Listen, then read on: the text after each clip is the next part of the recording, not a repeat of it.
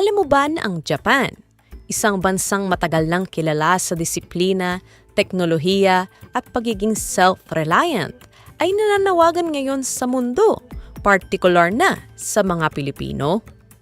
Isang bansang bihirang magpahayag, ngunit kapag nagsalita, tapat at may paninindigan.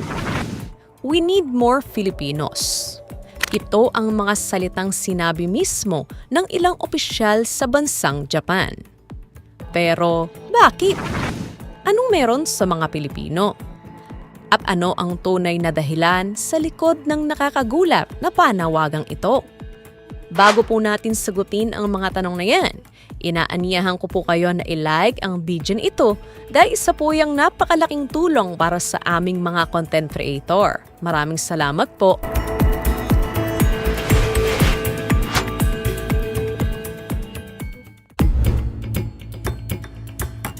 Sa kabila ng kaunlaran, matatag na ekonomiya at mataas na antas ng teknolohiya, ang Japan ay kasalukuyang humaharap sa isang tahimik ngunit seryosong krisis.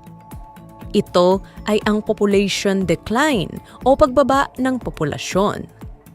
Ayon sa datos ng Ministry of Internal Affairs ng Japan, patuloy ang pagtaas ng bilang ng mga matatanda sa bansa.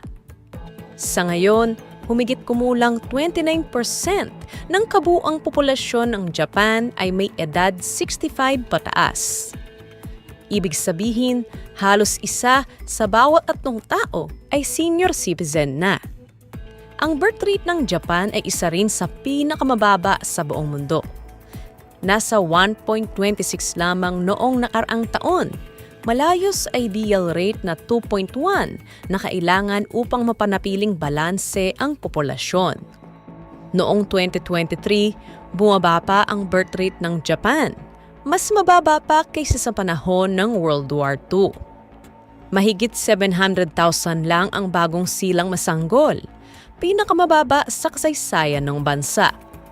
Ayon sa mga eksperto, kung hindi gagawa ng aksyon ang Japan, tinatayang babagsak sa kalahati ang populasyon ng bansa pagdating ng taong 2100.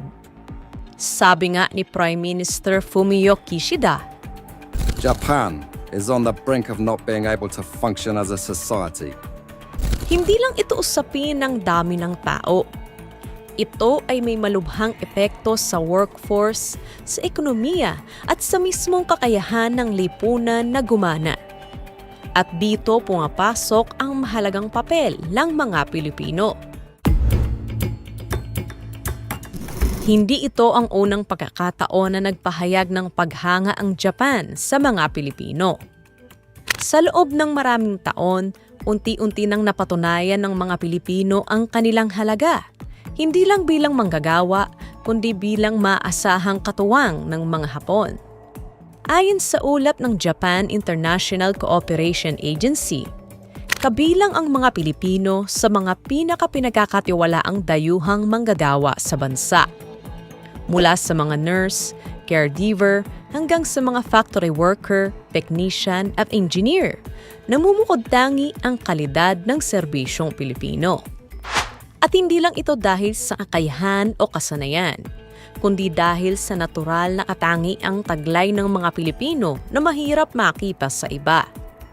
Isang opisyal mula sa Japanese Ministry of Health, Labor and Welfare ang magsabing, Filipinos are hardworking, respectful, and have a level of empathy that fits perfectly in our aging society. They don't just perform tasks.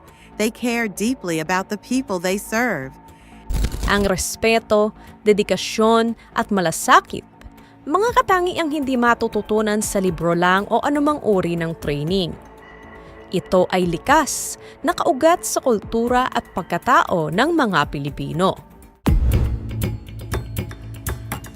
Sa paglala ng labor shortage, napilitan ang pamahalaan ng Japan na luwagan ang isa sa mga pinakakonserbatibong immigration policies sa buong mundo.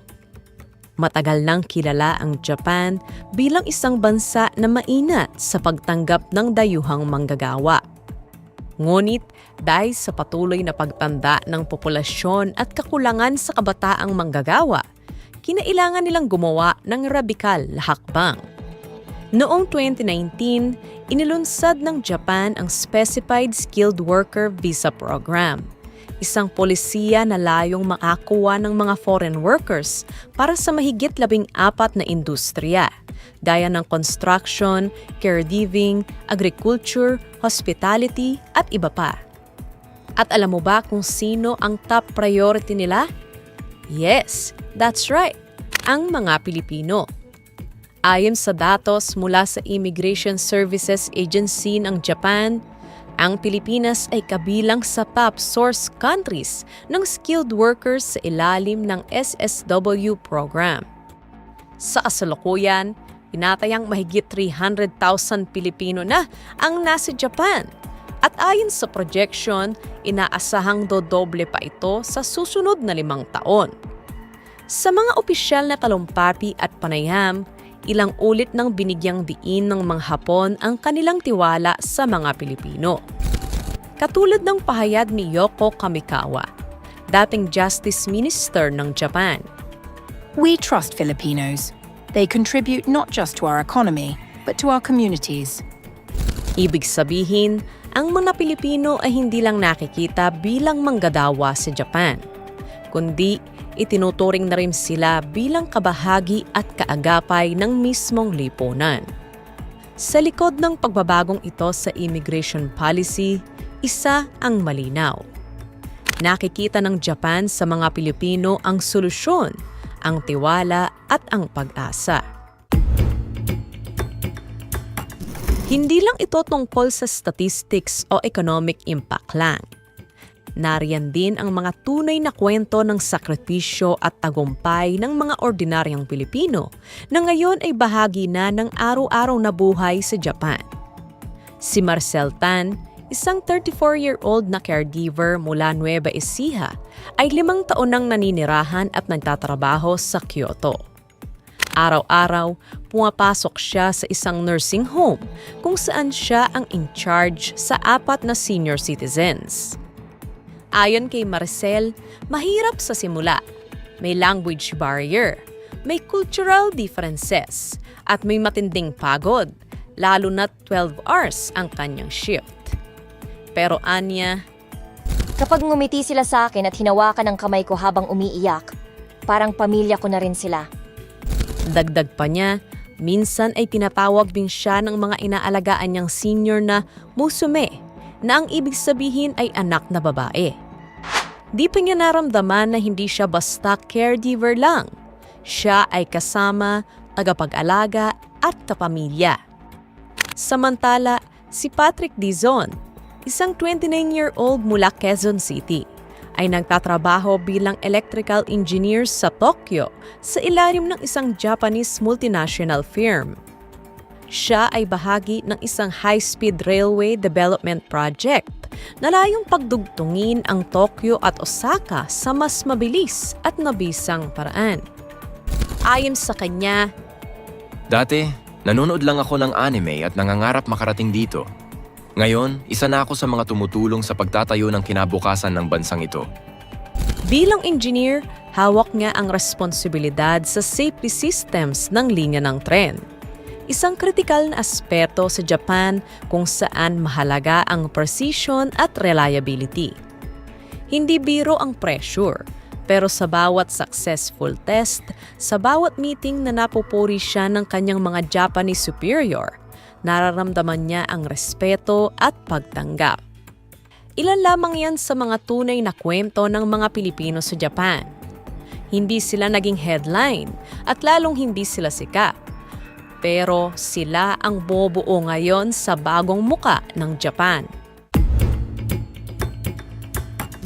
Habang patuloy na lumalalim ang ugnayan ng Japan at Pilipinas, lalong tumitibay ang tiwala at respeto sa pagitan ng dalawang bansa. Mismong si Ambassador Koshikawa Kazuhiko ay nagsabi, Filipinos are partners, not just workers. We believe in their future. Bilang bahagi ng lumalalim na ugnayan ng dalawang bansa, ang Japan ay nagpapatayo na rin ng mga language training centers sa Pilipinas. May mga scholarship programs din para sa mga Pilipinong gustong mag-aral at magtrabaho sa Japan. Kung dati, ang mga Pilipino ay nangangarap lamang na makapunta sa Japan. Ngayon, ang Japan mismo ang lumalapit sa mga Pilipino. Mula sa pagiging tagahanga ng anime at Japanese cuisine hanggang sa pagiging katuwang sa pangangalaga ng matatanda, pagpapagana ng mga pabrika at pagpapatibay ng ekonomiya, ang mga Pilipino ay hindi na lang basta manggagawa sa Japan, kundi isa ng mahalagang bahagi sa pagbuo ng hinaharap ng naturang bansa. At kung may isang aral tayong mahango sa pahayag na we need more Filipinos, ito ay ang simpleng katotohanan na ang galing, sipag at puso ng Pilipino ay hinahanap na hindi lang ng Japan kundi ng buong mundo.